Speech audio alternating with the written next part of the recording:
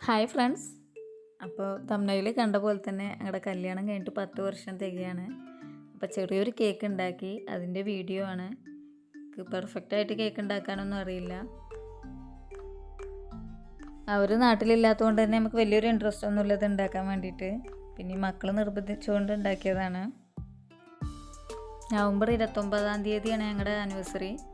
അപ്പോൾ കഴിഞ്ഞ വർഷം അവർക്ക് 27-ാം തീയതി പോകേണ്ടി വന്നു. അപ്പോൾ ഞങ്ങൾ 2 ദിവസം മുമ്പേ കേക്കൊക്കെ കട്ട് ചെയ്തു.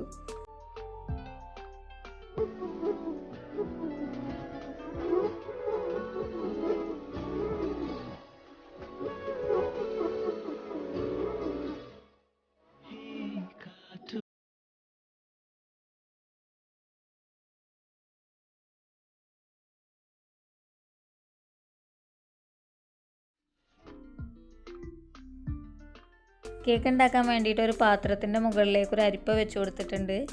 ഇതിലേക്കൊരു 1/4 കപ്പ് മൈദപ്പൊടി ഇട്ട് കൊടുക്കാം. പിന്നെ ഇതിലേക്കൊരു 1/4 കപ്പ് കൊക്കോ പൗഡർ ചേർത്ത് കൊടുക്കുന്നുണ്ട്.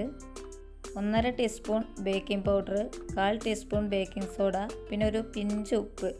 ഇതെല്ലാം ഇതിലേക്ക് ഇട്ട് കൊടുത്തതിന് ശേഷം 2-3 തവണ നന്നായിട്ടൊന്ന് അരിച്ചെടുക്കാം.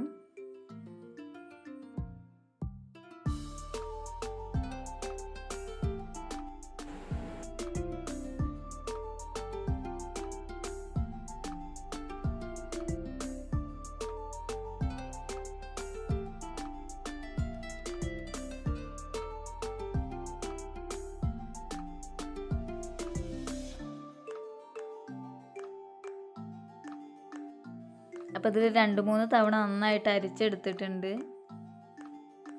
കേക്ക് ടിൻ്റെ അടിവശത്തും സൈഡിലൊക്കെ ആയിട്ട് ബട്ടർ പേപ്പർ വെച്ച് കൊടുത്തിട്ടുണ്ട്. ഇനി നമുക്കിതിലേക്ക് വേണ്ട മുട്ട ബീറ്റ് ചെയ്തെടുക്കാം. അതിനായിട്ട് നനവില്ലാത്തൊരു ബൗളിലേക്ക് ഒരു 3 മുട്ട പൊട്ടിച്ചൊഴിച്ച് കൊടുത്തിട്ടുണ്ട്. ഇനി ഇതിലേക്ക് ഒരു 1.5 ടീസ്പൂൺ വാനില എസൻസ് ഒഴിച്ച് കൊടുത്തതിന് ശേഷം നന്നായിട്ടൊന്ന് ബീറ്റ് ചെയ്തെടുക്കാം.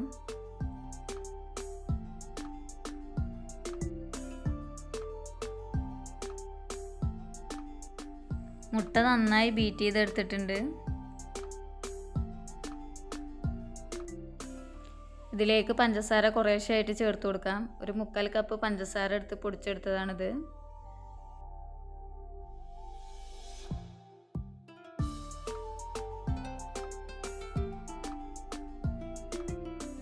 അപ്പോൾ മുട്ടയും പഞ്ചസാരയും നന്നായിട്ട് തന്നെ ബീറ്റ് ചെയ്തെടുത്തിട്ടുണ്ട്. ഇതിലേക്ക് ഒരു 1/4 കപ്പ് സൺഫ്ലവർ ഓയിൽ ഒഴിച്ച് കൊടുക്കാം. ഇതിലേക്ക് ഒരു 1/2 കപ്പ് പാൽ ഒഴിച്ച് കൊടുക്കാം. എന്നിട്ട് ചെറുതായിട്ടൊന്ന് മിക്സ് ചെയ്ത് കൊടുക്കാം. ഒരുപാട് ബീറ്റ് ചെയ്യേണ്ട ആവശ്യമില്ല.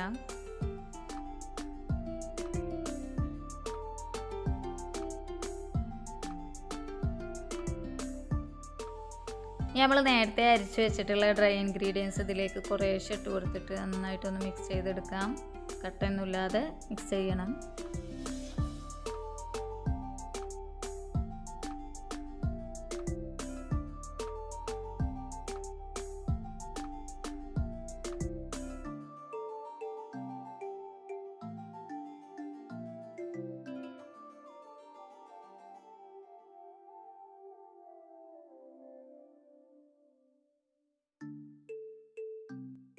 കട്ടയൊന്നും ഇല്ലാതെ നന്നായിട്ട് തന്നെ മിക്സ് ചെയ്തെടുത്തിട്ടുണ്ട്.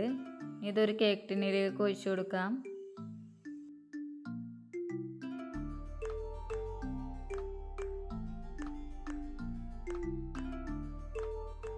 ഇതിൽ എയർ ബബിൾസ് പോകാൻ വേണ്ടി ജസ്റ്റ് ഒന്ന് ടാപ്പ് ചെയ്ത് കൊടുക്കാം. സ്റ്റവിലൊരു പഴയ ചട്ടി വെച്ച് അതിൻ്റെ മുകളിലായിട്ട് ഇഡ്ഡലി തട്ട് വെച്ച് കൊടുത്തിരുന്നു. എന്നിട്ടൊരു 10 മിനിറ്റ് ചൂടാക്കി എടുത്തതാണ്. അതിലേക്ക് കേക്ക് ടിന്നി ഇറക്കി വെക്കാം. കേക്ക് ബേക്ക് ചെയ്യാൻ വെച്ചിട്ട് 1 മണിക്കൂറായിട്ടുണ്ട്.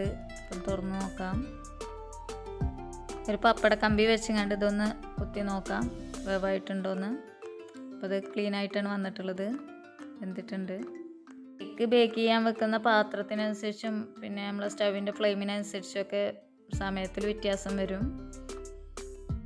അപ്പോൾ 30 മിനിറ്റ് കഴിഞ്ഞതിന് ശേഷം മാത്രം തുറന്ന് നോക്കിയാൽ മതി. ചൂടെല്ലാം പോയതിന് ശേഷം നമ്മൾ ബട്ടർ പേപ്പറൊക്കെ മാറ്റി കൊടുത്തിട്ടുണ്ട്. ഇതിലേക്ക് വേണ്ട ഷുഗർ സിറപ്പ് തയ്യാറാക്കാൻ വേണ്ടി ഒരു 3/4 കപ്പ് പഞ്ചസാര എടുത്തിട്ടുണ്ട്. ഇനി ഇതിലേക്ക് 1 കപ്പ് വെള്ളം കൂടി ഒഴിച്ചു കൊടുത്തിട്ട് ഒന്ന് മെൽറ്റ് ചെയ്തെടുക്കാം.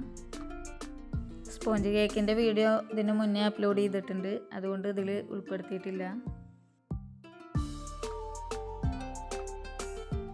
കേക്കിൻ്റെ ചൂടെല്ലാം പോയിട്ടുണ്ട്. ഇതിൻ്റെ മുകളിലെ കുറച്ച് ഭാഗം ഒന്ന് കട്ട് ചെയ്ത് മാറ്റുകയാണ്.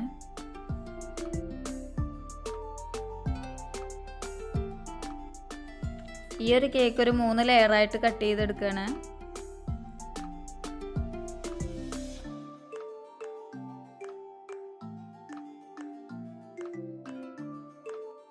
അപ്പോൾ ഒരു ലെയർ കട്ട് ചെയ്തെടുത്തിട്ടുണ്ട്. ഇനി ഒരു ലെയറും കൂടി ഇതൊന്ന് കട്ട് ചെയ്തെടുക്കാം. ഇതിലേക്ക് വേണ്ട ക്രീം ബീറ്റ് ചെയ്തെടുക്കാം. അതിനായിട്ട് ഇതിൻ്റെ ബൗളും ബ്ലേഡും എല്ലാം ഫ്രീസറിൽ വെച്ചെടുത്തതാണ്. ഇതുമ്മ വല്ല നനവും ഉണ്ടെങ്കിൽ അതെല്ലാം ഒന്ന് തുടച്ചു കൊടുക്കാം. ഇതിലേക്കൊരു 1.5 കപ്പ് വിപ്പിംഗ് ക്രീം ഒഴിച്ചു കൊടുക്കാം. നമുക്ക് ഈ ക്രീം ഒന്ന് ബീറ്റ് ചെയ്തെടുക്കാം. അപ്പോൾ ആദ്യം ലോ സ്പീഡിൽ ഇട്ട് കൊടുക്കാം, പിന്നെ സ്പീഡ് കൂട്ടി കൊടുത്താൽ മതി. ഇതൊരു 5 മിനിറ്റ് നന്നായിട്ടൊന്ന് ബീറ്റ് ചെയ്തെടുക്കാം.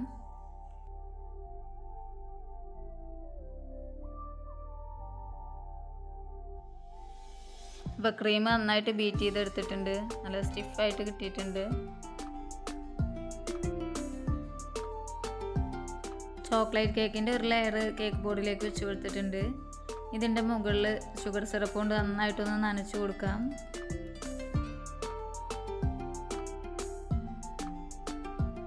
ഇതിൻ്റെ മുകളിൽ വിപ്പിംഗ് ക്രീം തേച്ച് കൊടുത്തിട്ടുണ്ട്. ഇത് ഐസിങ് നൈഫ് വെച്ചൊന്ന് പരത്തി കൊടുക്കാം.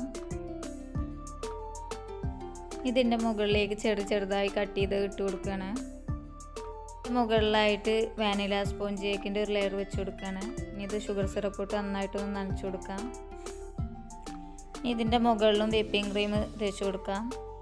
ബാക്കിയുള്ളതെല്ലാം ഇതുപോലെ തന്നെ ചെയ്തെടുക്കാം. ഒരു ചോക്ലേറ്റ് സ്പോഞ്ച് കേക്കിൻ്റെ ഒരു ലെയർ വെച്ചാൽ പിന്നെ അടുത്ത് ഒരു വാനില സ്പോഞ്ച് കേക്കിൻ്റെ ലെയറാണ് വെച്ച് കൊടുക്കുന്നത്. അങ്ങനെ ഒന്നിടവിട്ടാണ് ഞാൻ ഇവിടെ വെച്ച് കൊടുക്കുന്നത്. ഇതിൻ്റെ ക്രം കോട്ടിംഗ് ഒന്ന് ചെയ്തെടുത്തതിന് ശേഷം നമുക്ക് ഫ്രിഡ്ജിലൊന്ന് സെറ്റ് ചെയ്യാൻ വെക്കാം. അപ്പോൾ കേക്കൊക്കെ ഫ്രിഡ്ജിൽ നിന്ന് എടുത്ത് ബാക്കിയുള്ള ക്രീമും മുകളിലും സൈഡിലൊക്കെ ഒന്ന് ആക്കി കൊടുത്തതിന് ശേഷം ഇതൊന്ന് ലെവൽ ചെയ്തെടുക്കാം.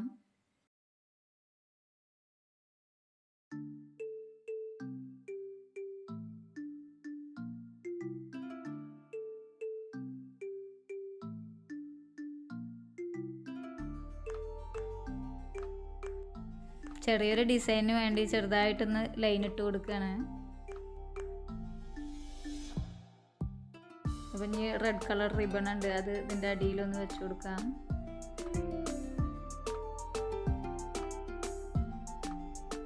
ഇനി കുറച്ച് ഷുഗർ ബാൾസ് എടുത്തിട്ടുണ്ട്. അത് നേരത്തെ വരച്ചിട്ടുള്ള ലൈനിൽ കൂടി വെച്ച് കൊടുക്കാം. കേക്കിനെ എങ്ങനെ സുന്ദരിയാക്കാന്ന് ആലോചിച്ച് നിൽക്കുമ്പോഴാണ് എൻ്റെ കല്യാണത്തിന് മാമൻ്റെ മോൾ എനിക്കൊരു ഗിഫ്റ്റ് തന്നിരുന്നു. അത് കണ്ണിപ്പെട്ടത്.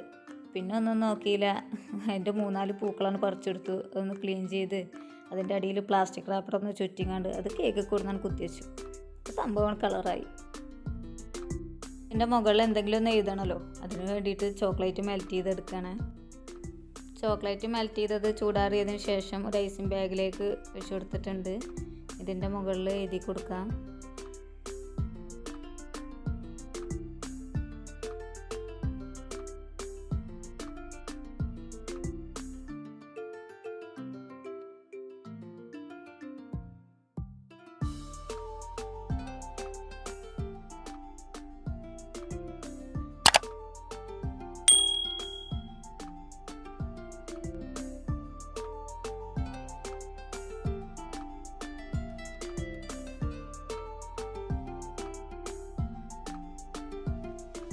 അപ്പോൾ നിങ്ങൾക്ക് ഈ വീഡിയോ ഇഷ്ടമായിട്ടുണ്ടെങ്കിൽ ലൈക്ക് ചെയ്യുക, സബ്സ്ക്രൈബ് ചെയ്യുക.